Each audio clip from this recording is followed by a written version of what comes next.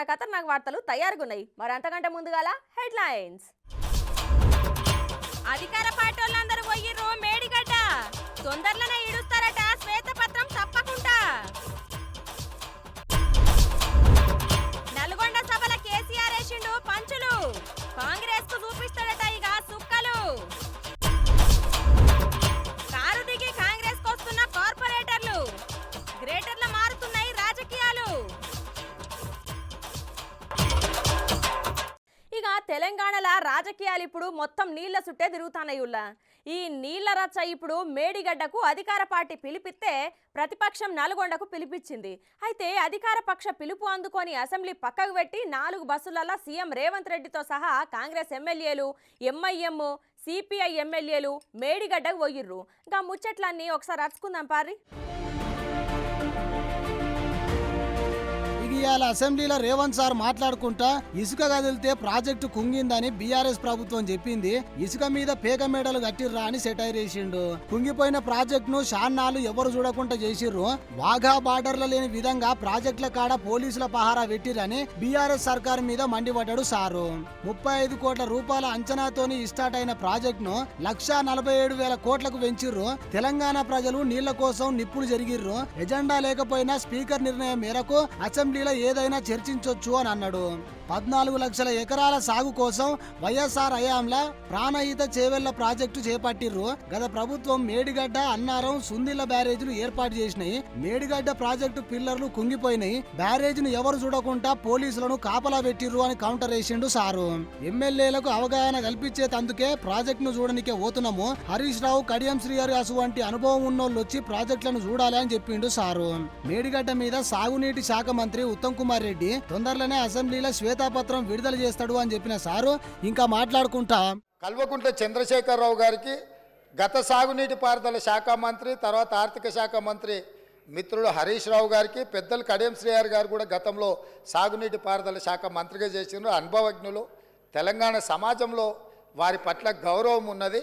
వారు నిష్పక్షపాతంగా అక్కడికి వచ్చి విశ్లేషించి తెలంగాణ సమాజానికి అక్కడ ఉన్న పరిస్థితులు, మేమేమంటున్నామంటే కాళేశ్వరం మీకు ఏటీఎంగా మారింది, మీ ఇంట్లో కనకవర్షం కురిసిందని మేము ఇక్కడ అనదలుచుకోలేదు.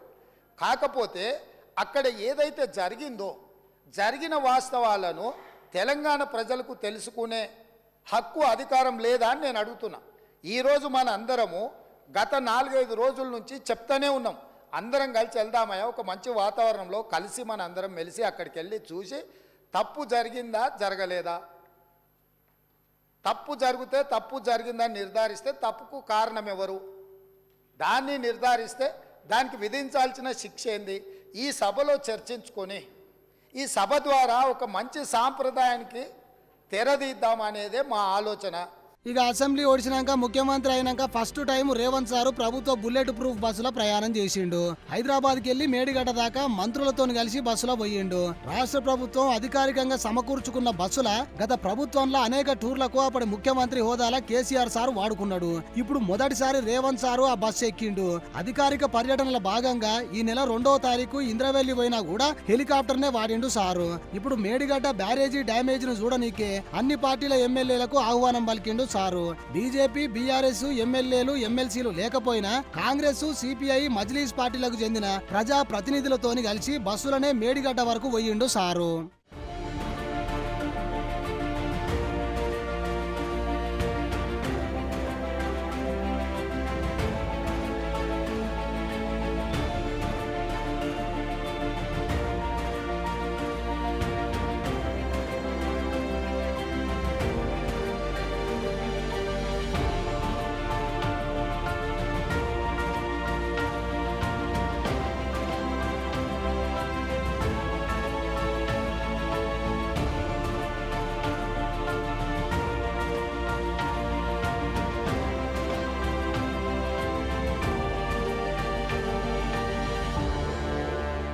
ఇక మేడిగడ్డ ప్రాజెక్టును సీఎం రేవంత్ సార్ తోనే మంత్రులు, ఎమ్మెల్యేలు పరిశీలించిర్రు. డ్యామేజ్ అయిన 21వ నెంబర్ బ్యారేజీ పిల్లర్లను చూసిర్రు.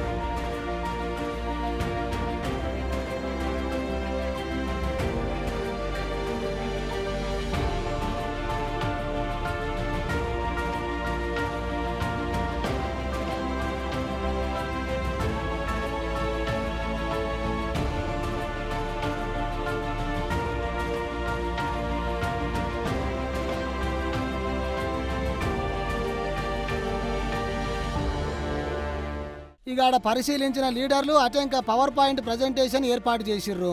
ఇక ఆడ మాట్లాడుకుంటా ఈ పిల్లర్ దగ్గర చూడండి, ఆ నీళ్లు కింది నుంచి ఉబ్బికొస్తున్నాయి. అంటే అవతల సైడ్ ఉండాల్సిన నీళ్ళు యువతలకి ఆ కింద మొత్తం పోవడం వల్ల, అంటే కింద ఏం బునాది ఏం లేదు దాన్ని ఆపడానికి. ఆ కింది నుంచి నీళ్ళు వస్తున్నాయి చూడండి, దానికి కింది నుంచి లీక్ అయి పైకి వచ్చి ఇట్లా వెళ్ళిపోతున్నాయి. అంటే రేపు ఇప్పుడు కొంచెం వాటర్ ఉంటేనే అట్లుంది. మొత్తం నీళ్లు నింపినాం అనుకోండి, అసలు ఏ పిల్లరు ఉండదు. ఇప్పుడు అక్కడ ఉన్న దగ్గర చూపిస్తున్నాం కదా, టోటల్గా కింద బునాది అనేది గట్టిగా లేకపోవడం వల్ల నీళ్లు కింది నుంచి వస్తున్నాయి. ఇక్కడ కంట్రోల్ చేసి గేట్లు ఎత్తుతే వెళ్ళాల్సిన నీళ్లు ఇక అటెంక కేసీఆర్ సార్ మీద సెటైర్ వేసిండు సారు. ఇక సత్యహరిశ్చంద్రుడే ఇంకో అవతారం ఎత్తి చంద్రశేఖరరావు రూపంలో జన్మెత్తిండు. ఈ సత్యహరిశ్చంద్రుడి శీలాన్ని మీరు శంకిస్తారా? చావు నోట్లో తలబెట్టి నేను తెలంగాణ సాధించిన అని మళ్ళీ 1,01,000 అబద్ధం చెప్పిండు. ఇప్పటి వరకు 1,00,000 సార్లు చెప్పిండు అబద్ధం, సావు నోట్లో తలబెట్టి తెలంగాణ తెచ్చినా అని. ఎన్నిసార్లు బిచ్చమెత్తుకుంటావా సావు నోట్లో తలబెట్టినా అని? 2 సార్లు ముఖ్యమంత్రి పదవి ఇచ్చారు. 10 సంవత్సరాలు ఈ రాష్ట్రాన్ని పట్టి పీడించినావు, దోసుకున్నావు. అట్లా మాట్లాడిన సారు నల్గొండ సభ ఎందుకు పెట్టిరో చెప్పుకొచ్చిండు. నేను అడుగుతున్నాయా, శాసనసభ దగ్గరుందా, నల్గొండ జిల్లా దగ్గరుందా? నల్గొండకి వెళ్ళి బహిరంగ సభలో సానుభూతి పొందాలనే ప్రయత్నం చేస్తున్నాడు చంద్రశేఖరరావు. సానుభూతి పొందడానికి మీరు దవాఖానలు ఉన్నప్పుడు మేమందరం వచ్చినాం, సానుభూతి చూపించినాం. సానుభూతి చూపించాల్సిన సందర్భంలో ప్రజలు కానీ ప్రతిపక్షాలు కానీ మేమందరం సానుభూతి చూపించినాం. ఈరోజు కేవలం కాళేశ్వరం అవినీతి మీద చర్చ జరగకుండా, కాళేశ్వరంలో మీ దోపిడీని ప్రజల దృష్టిలో పడకుండా ఉండడానికే ఈరోజు మీరు నల్గొండ ప్రజా అక్కడ ఏదో పెద్ద సభ పెట్టినా అని మీరు మాట్లాడుతున్నారు. ప్రజలకి ఈ మాత్రము అవగాహన లేదని మీరు అనుకుంటున్నారా చంద్రశేఖరరావు గారు అని ఇక మీటింగ్ ఓడగొట్టిండు. కృష్ణా జలాల పరిరక్షణే ధ్యేయంగా నల్గొండల బీఆర్ఎస్ పార్టీ ఇంకో ఉద్యమంకు జంగ్ సైరన్ మోగించిందుల్లా. ఇక దానికి మాజీ ముఖ్యమంత్రి కేసీఆర్ సారు చాలా దినాల తర్వాత వచ్చిండుల్లో. మరి ఇక సభ ఎట్లా జరిగిందో ఒకసారి అరుచుకోవాలే కదా, పారి చూద్దాం.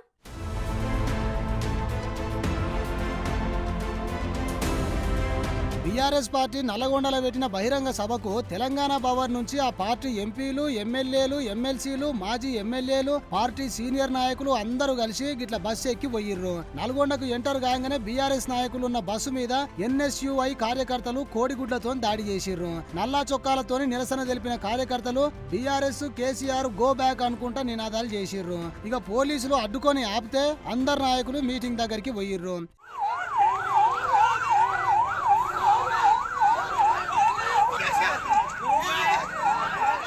ఇక దాదాపు 3 నెలల తర్వాత బహిరంగ సభకు వచ్చిన కేసీఆర్ ఇట్లా గాలి మోటార్లో వచ్చి మెల్లగా చేతి కట్టతోని పైకి వచ్చిండు. అందరికీ అభివాదం చేసిన సారు మాట్లాడుకుంటా, మీ అందరి అనుమతితోని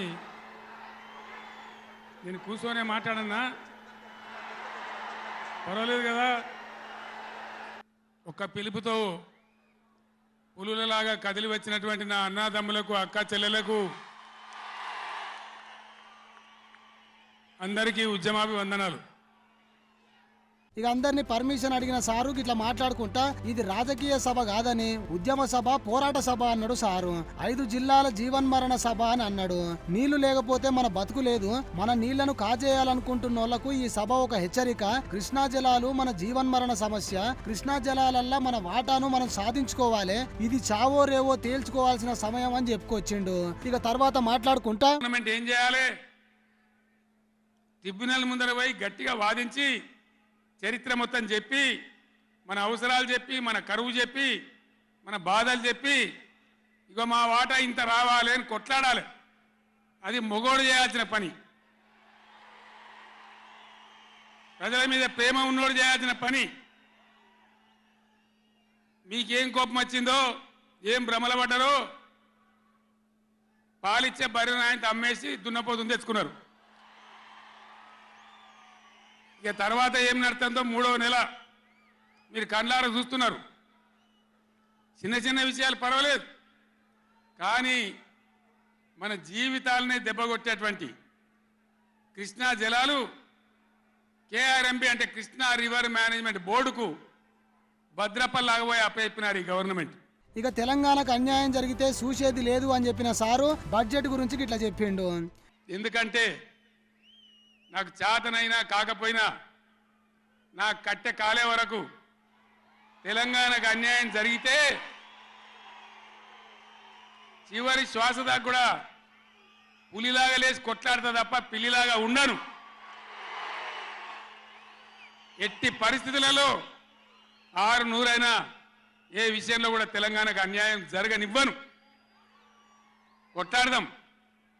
చెలో నల్గొండ ఇయ్యంగానే పిక్క పిక్క సచ్చుడు ఇజ్జత్ మానం పోతుంది రాబాయి. కేసీఆర్ బొబ్బ పెడితే ఏం చేస్తామంటే ఏం చేస్తామని చేతులు విసుకొని కాళ్ళు విసుకొని అర్జెంటుగా బడ్జెట్ పక్కకు పెట్టి శాసనసభలో తీర్మానం పెట్టింది.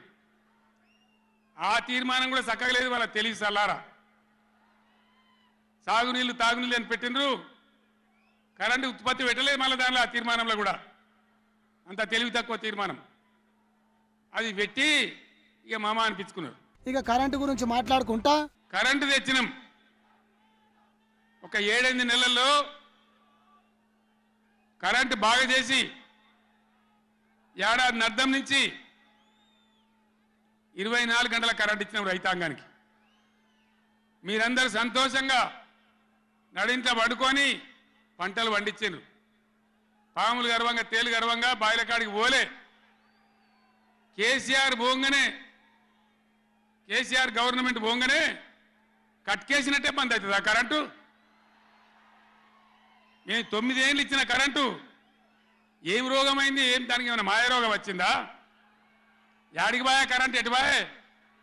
దద్దమ్మల రాజ్యం ఉంటే గట్లనే ఉంటుంది. చాతగాని చవటల రాజ్యం ఉంటే గట్లనే ఉంటుంది. వాళ్ళు ఉన్నంత మాత్రాన మనం నర్వస్ కావద్దు. ఎక్కడికక్కడ నిలదీయాలి. ఏమైందిరా బిడ్డ నా కరెంట్ అని అడగాలి. చరిత్రలో ఏం లేదు.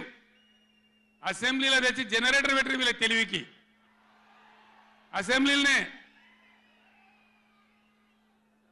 మన మనోళ్ళు మీటింగ్లు తిరుగుతుంటే ఒక మీటింగ్ మాట్లాడుతుంటే 7 మాటలు పోతుంది కరెంటు. నల్గొండలో జగదీష్ రెడ్డి మాట్లాడుతుంటే 7 సార్లు పోతుంది కరెంటు. ఏం మాయ రోగం వచ్చింది మీకు? తెలివి లేక, నడపరాక, చాతగాక ఇలా మంది మీద బదనాం పెట్టి బతుకుదాం అనుకుంటున్నారా? అట్లా కాదు బిడ్డ, జాగ్రత్త. బతకనీయం, ఎంబడబడతాం, వేటాడతాం. ఇక అధికార పార్టీని గట్టిగానే అరుచుకున్నాడు. రైతు బంధు గురించి కూడా మాట్లాడిన సారు గిట్లా చెప్పిండు. ఏం బీమారీ వచ్చింది నాకు అర్థం కాదు. రైతు బంధు ఇస్తానికి కూడా సాధన అయితే లేదా? ఇంత దద్దమ్మలా రైతు బంధు కూడా ఇయ్యరా? నియమ ఇస్తే ఇచ్చినవి, ఇవ్వకపోతే ఇయ్యలే. ఇస్తే ఇచ్చినవి, ఇవ్వకపోతే ఇయ్యలే. అన్నదాతలను పట్టుకొని రైతులను పట్టుకొని రైతు బంధు అడిగాను చెప్పుతోని కొట్టున్నట్టవా? ఎన్ని గుండెలు రా మీకు? ఎట్లా మాట్లాడతారు? కండకావరమా? కానీ అడిగిన చెప్పుతోని కొట్టాలి. కేసీఆర్ సెలవు నల్గొండ అంటే కేసీఆర్ను తిరగనీయం. ఇంత మగోళ్ళ కేసీఆర్ను తిరగనియారట. తెలంగాణ తెచ్చిన కేసీఆర్నే తిరగనియారా? ఏం చేస్తారు? చంపేస్తాడద్దా? చంపుతావా? దా వ్యాపారం చంపుతావుదా? కేసీఆర్ని చంపి మీరు ఉంటారా? ఇది పద్ధత? ప్రతిపక్ష పార్టీ తప్పకుండా ప్రజల సమస్యల మీద వస్తుంది, ప్రజల మధ్య అడుగుతుంది, వాదన చెప్తుంది. ఇట్లా గట్టిగానే గరమైన సారు. ఇక తర్వాత కాంగ్రెస్ పార్టీ బస్సు యాత్ర పెట్టుకొని పోయిన మేడిగడ్డ గురించి మాట్లాడిన సారు గిట్లా అన్నాడు. ఇవాళ గోదావరికి ప్రధానమైన ఉపనదే ప్రాణహిత నది. ఇవాళ కూడా 5,000 క్యూసెక్లు నీళ్ళు వస్తూ ఉన్నాయి. అవి ఎత్తిపోయాలి, ఎల్ఎండి ఎంఎండి నింపాలి, రైతులకు నీళ్ళు ఇవ్వాలి. కానీ ఏం చేస్తారు? మేడిగడ్డ పోతాము, బూరుగడ్డకు పోతాం, బొందలగడ్డకు పోతాము. ఏ తోకమట్టున్నది మేడిగడ్డ అక్కడ. మీ బండారం బిడ్డ ఈ స్టేజ్ మీద కూర్చున్న నాయకుల మీద అవుతున్నాము. ఈ అసెంబ్లీ అయిపోయిన తర్వాత మేము కూడా అడిగి పోతాం, మీ చరిత్ర మొత్తం ఎండగడతాం. అందులో 250 పిల్లలు ఉంటాయి, 250, 300 ఉంటాయి. కాళేశ్వరం ప్రాజెక్ట్ అంటే ఒక ఆటబొమ్మ కాదు. 3 బ్యారేజీలు ఉంటాయి గోదావరి మీద, 200 కిలోమీటర్ల టన్నెల్స్ ఉంటాయి, 1500 కిలోమీటర్ల కాలువ ఉంటుంది, ఒక 19 సబ్స్టేషన్లు ఉంటాయి, ఒక 20 రిజర్వాయర్లు ఉంటాయి. ఇదంతా కాళేశ్వరం ప్రాజెక్టు కాదట. ఒక 2-3 పిల్లర్లు కుంగిపోయినాయి. ఎన్నిసార్లు కుంగిపోలే? నాగార్జున సార్లు కుంగిపోలేదా? కడెం ప్రాజెక్టు గేట్లు కొట్టుకపోలేదా? మొన్నటిదాకా మూసీ ప్రాజెక్టు గేట్లు చక్కగా ఉండేదా? కొట్టుకపోలేదా? ఏదైనా పోతే సదరాలు దాన్ని మంచిగా చేయాలి, తొందరగా మంచిగా చేసి రైతులకు నీళ్ళు ఇవ్వాలి. కానీ మేము మేడిగడ్డకు పోతాం, బొందలగడ్డకు పోతాం, ఇదే రాజకీయమా? అవు సారు, గిదే ముచ్చట 3 నెలల కింద గా మేడిగడ్డ పిల్లలు కుంగినప్పుడే చెప్తే అయిపోవు కదా సారు. మరి ఇప్పుడు గీ మీటింగ్లోనే ఎందుకు చెప్తున్నావు సారు? నదుల నీళ్ళ మీద నీకు అవగాహన లేదు. నన్ను అడగనట్టు నేను చెప్పు కదా. అడిగే సంస్కారం ఉంటుందా? తెలివి ఉంటుందా? అన్నా ఏం దగ్గర ఇట్లా అంటాను, కేఆర్ఎంకి అప్పచెప్పమంటాను, ఏం చేయాలి? ఈ పొన్నాల లక్ష్మయ్య గారు ఉన్నాడు, హరీష్ రావు ఉన్నాడు, నేనున్నా, కడియం సిఆర్ ఉన్నాడు, నీళ్ళ మీద పనిచేసిన వాళ్ళు ఉన్నారు. ఎవరిని అడిగినా చెప్తుంటాం కదా, మీకు తెలివి లేకపోతే. అసలు మీరు అసెంబ్లీ ముఖం చూస్తే కదా సారు, వాళ్ళు ఎన్నిసార్లు నోరు పోయేటట్టు మొత్తుకున్నా గానీ సప్పుడు కూడా చేయలేదు. ఇప్పుడు అడగలేదు అంటున్నావు. ఏందో సారు నీ ముచ్చట. అవు సారు, ఇన్ని దినాలు ఎందుకు నోరిప్పలే సారు? వాస్తవానికి నేను 24 ఏళ్ళ కొట్లాడబట్టి దమ్ము లేకుండా ఒక పూట కూడా లేకుండా చేసిన. సరే అపోజిషన్కి వచ్చినాం కదా, 4 రోజులు ఆరాం తీసుకుందాం అనుకున్నా. కానీ ఏం చేసిండ్రు? ఓహో గదా ముచ్చట. మొత్తానికి చాలా దినాలకు బయటకు వచ్చిన సారు గిట్లా చెప్పుకొచ్చిండు ఆఖరికి. ఎక్కడికక్కడ ప్రజలు నిలబెడతారు. ఇది మునుపటి ఎడ్డి తెలంగాణ కాదు, లేచిన తెలంగాణ, టైగర్ తెలంగాణ. ఈ తెలంగాణ ఒక ఆవాజ్ ఇస్తే 1,00,000 పిడికిలెత్తి పోరాటం చేయడానికి సిద్ధంగా ఉన్న తెలంగాణ. కొట్లాడదాం కదా, పోరాటం చేద్దామా? జై తెలంగాణ, జై తెలంగాణ. ఇక ఇప్పటికే అసెంబ్లీ ఎన్నికలలో ఓడిపోయినాక అన్ని జిల్లాలో ఉన్న మున్సిపల్ కార్పొరేషన్లు, మున్సిపాలిటీలు అన్ని ఒకదానికొకటి కాంగ్రెస్ ఖాతాలో పడతాంటే చూసి హైదరాబాద్లో ఉన్న కార్పొరేటర్లు ఈ మధ్యనే కారును కాలుతోందాన్ని చేయి పట్టుకుంటారు కదా. అయితే ఇప్పుడు ఎవరి వంత వచ్చిందో చూడుర్రి.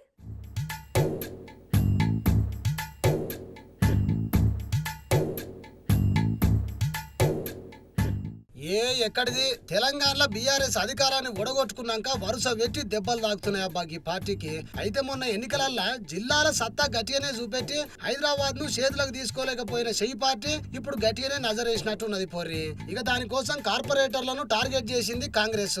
ఎప్పటికెంచో బీఆర్ఎస్ లో ఉన్న మాజీ డిప్యూటీ మేయర్ బోరబండ కార్పొరేటరు బాబా ఫసీయుద్దీన్ కాంగ్రెస్ కండువా కప్పుకొని 4 రోజులు కాకముందే ఇప్పుడు డిప్యూటీ మేయర్ ఉన్న శ్రీలత మేడము అలా ఇంటాయన శోభన్ రెడ్డిని ఎంటేసుకొని పోయి ముఖ్యమంత్రి రేవంత్ రెడ్డి సార్ను కలిసి ఇగో గిట్ల శాలువా కప్పి పూల గుత్తి చేతుల పెట్టి మేము కూడా చెయ్యి పార్టీలో చేరికైతామని చెప్పినట్టున్నారు.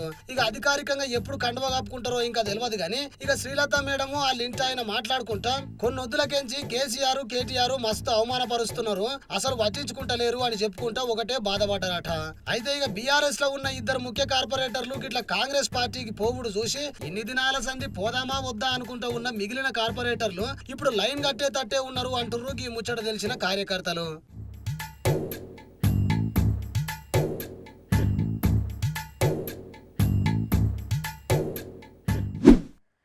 ఆంధ్రాలున్న వైసీపీ పార్టీల రోజుకో నాయకుడు పక్క పార్టీలకు జంపు కొట్టుకుంటా పోతారు కదా.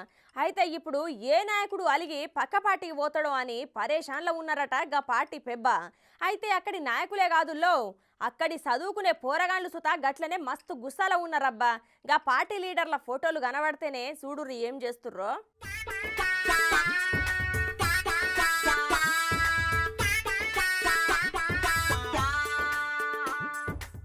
ఎన్నికలు దగ్గర పడే కొద్దీ ఆంధ్రలో హీట్ గా నడుస్తున్నాయి రాజకీయాలు. ఒక పక్క చంద్రాలు పవనాలు పొత్తు జోరుగుంటే ఇంకో పక్క జగనాలు సారు డౌన్ అవుతున్నాడనే చెప్పాలి. ఇక షర్మిల మేడం కూడా సై అంటుంది ఓట్లను చీల్చనీకే. వైసీపీ పార్టీ మీద ఏడనో ఒక తార నిరసనలు వస్తూనే ఉన్నాయి, అవి దినం మనం చూస్తూనే ఉన్నాం. ఇక పరిస్థితి అట్లుంటే ఒకసారి గీడ చూడుర్రి వైసీపీకి అవమానం ఎట్లయిందో.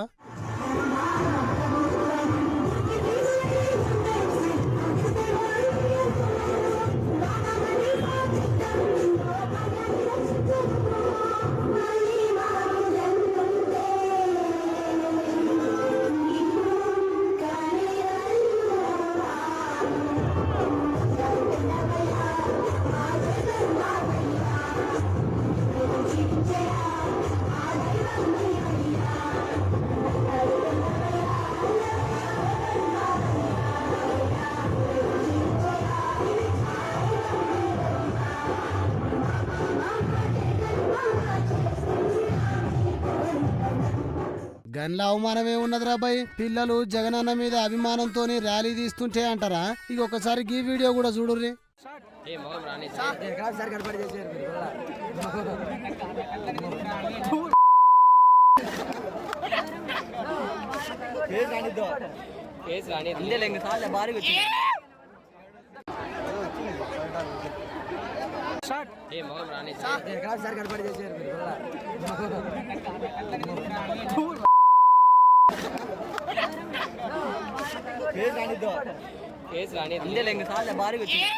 చూసిర్రా ఎట్లున్నదో కథ. దినం పొద్దుగాల ప్రజలకు పోయి ప్రతి మనిషిని అరుచుకునే ఎమ్మెల్యే కేతిరెడ్డి సార్ను తిట్టుకుంటా ఆ ప్లకార్డులు చింపుతున్నారు కొంతమంది విద్యార్థులు. ఇక అసలు ముచ్చట ఏందంటే నేను ధర్మవరంలో విద్యార్థులతోని కేతిరెడ్డి సారు వాళ్ళ ఇంటికాడికి వెళ్లి కాలేజీ దాకా విద్యార్థుల సాధికారత జగనన్నతోనే సాధ్యం అని పెద్ద ర్యాలీ తీసిండట. అంత మంచిగానే సక్సెస్ అయ్యింది అనుకున్నారు. ఇక వెనకసిరి ర్యాలీలనే బూతులు తిట్టుకుంటా ఫ్లెక్సీలు పాంప్లెంట్లు చింపుతున్నారట కొంతమంది విద్యార్థులు. ఇక ఇప్పుడు ఈ వీడియో సోషల్ మీడియాలో మస్తు చక్కర్లు కొడుతుంది. విద్యార్థుల దగ్గర కూడా బగ్గనే వ్యతిరేకత ఉన్నది జగనాలు సార్కు. ఇక ఇదంతా కావాలనే టీడీపీ వాళ్ళు చేయించుర్రు అని అంటున్నారట వైసీపీ కార్యకర్తలు.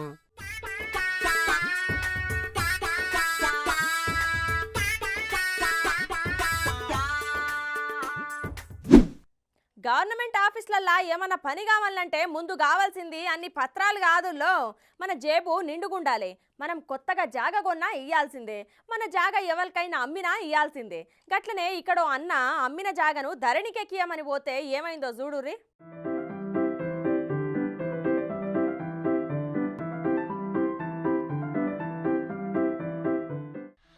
గిక్కడో మనిషి అమాయకుని లెక్క కూసోని నుదురుగొక్కుంటుండు చూడుర్రి.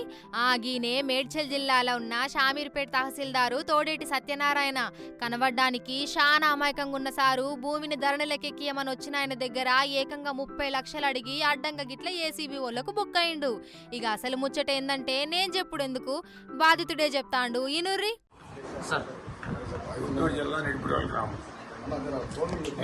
నేను లాల్గాడి మలక్పేటలో 2006 సంవత్సరంలో 39 ఎకరాల భూమి కొనుగోలు చేశాను త్రూ సేల్ డీడ్. అందులో 10 ఎకరాలు నా పార్ట్నర్ జగదీష్ గారి వారికి ఇచ్చేసాం. నా కారు 29 ఎకరాలు. 2013లో నాకు ఎంఆర్ఓ గారు పాస్బుక్లు ఇష్యూ చేశారు.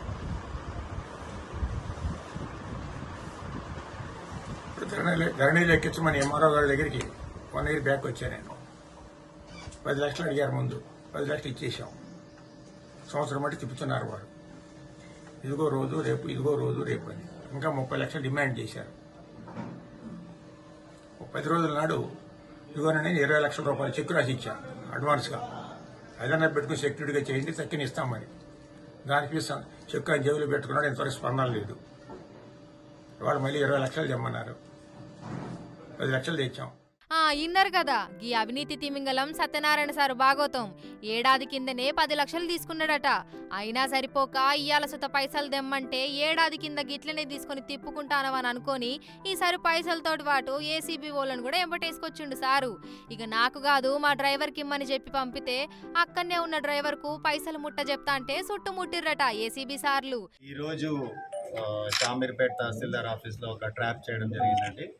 కంప్లైనెంట్ గారు మువ్వా శేషగిరిరావు అనేసి లాల్గడి మలక్పేట్ విలేజ్లో వాళ్ళకు 29 acres ఆఫ్ ల్యాండ్ ఉంది. సో ఆ ల్యాండ్కు వాళ్ళకు ధరణిలో అప్లోడ్ చేయడానికి గాను మరియు పాస్బుక్స్ ఇష్యూ చేయడానికి గాను తహసీల్దార్ సత్యనారాయణ గారిని అప్రోచ్ అయ్యారు. తహసీల్దార్ గారిని అప్రోచ్ అయితే ఆయన ఇంతకుముందు కూడా ఒక 10 lakhs తీసుకున్నారు. సో ఈరోజు 10 lakhs ఇస్తుండగా పట్టుకున్నాము. సో ఆయనతో మాట్లాడారు. తర్వాత వాళ్ళ డ్రైవర్ తీసుకుంటుండగా పట్టుకున్నాము. డ్రైవర్కి ఇన్స్ట్రక్షన్స్ ఇచ్చారు, మీరు తీసుకోండి, కలెక్ట్ చేసుకోండి అంటే వాళ్ళ దగ్గర తీసుకుంటుండగా ఏసీబీ వాళ్ళు ట్రాప్ చేసి పట్టుకున్నాము. ఇక లంచం అడిగి అడ్డంగా దొరికినందుకు తహసీల్దార్ తోడేటి సత్యనారాయణ అట్లనే ఆయన డ్రైవర్ బద్రి మీద కేసు పెట్టి లోపలికి పంపే ఆలోచనలున్నారు అధికారులు. వీళ్లకు ఈ గవర్నమెంట్ కొలువిచ్చింది జనాలకు పని చేయనీక లేకపోతే సంపాదించుకోనీక. అయినా సూషిల్లానుల్లా దీన్నే దురాశ దుఃఖానికి చేటు అంటారు. గట్లనే ఇచ్చిన దాంతో సంతోషపడక ఇంకా కావాలంటే చూడురిప్పుడు ఉన్నది వాయే ఉంచుకున్నది వాయే. ఆఖరికి ఉన్న జాబు సుత గోవిందో గోవిందా అయిపాయే.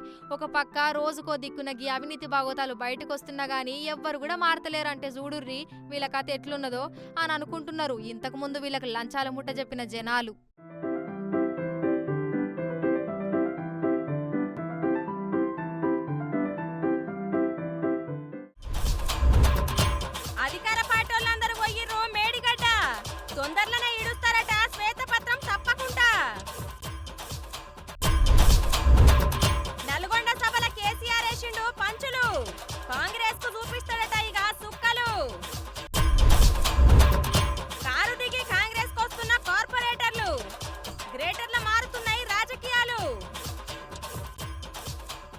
ఇయాల్టి మన కథ నాకు వార్తలు రేపు మళ్ళీ తిరిగి ఇదే అలా కలుసుకుందాం. అంతవరకు నమస్తే.